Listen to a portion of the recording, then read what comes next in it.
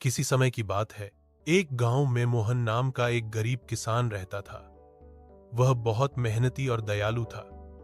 उसका मानना था कि सच्चे मन से की गई भलाई कभी बेकार नहीं जाती।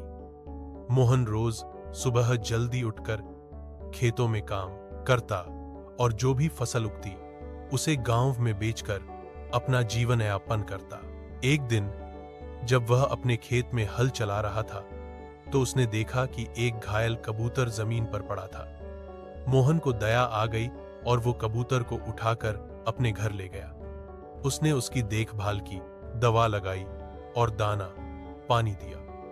कुछ दिनों में कबूतर सेहतमंद हो गया और उड़ने लायक हो गया। जब वह ठीक हो गया तो उड़ने से पहले उसने मोहन की झोपड़ी के ऊपर कुछ देर चक्कर लगाया और फिर उड़ गया। मोहन मुस्कुराया और अपने काम में लग गया। उसने इस बारे में ज्यादा नहीं सोचा।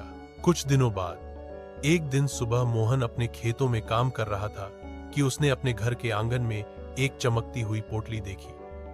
उसने उसे खोलकर देखा तो वह दंग रह गया। उसमें सोने के सिक्के थे। मोहन को समझ में नहीं आया कि यह किसने रखा होगा। वह सिक्के लेकर गांव के मुखिया के पास गया और पूरी बात बताई। मुखिया ने कहा, मोहन, यह तुम्हारे अच्छे कर्मों का फल है। शायद जिस कबूतर की तुमने मदद की थी वही तुम्हें इनाम दे गया है। मोहन बहुत खुश हुआ, लेकिन उसने निर्णय किया कि इन सिक्कों का उपयोग वह अपने गांव के लोगों की भलाई के लिए करेगा। उसने गांव में एक छोटा स्कूल और कुआं बनवाया, जिससे गांव के सभी लोगों का फायदा हुआ। इस प्रकार मोहन की भलाई और परोपकार का फल न केवल उसे बल्कि पूरे गांव को मिला।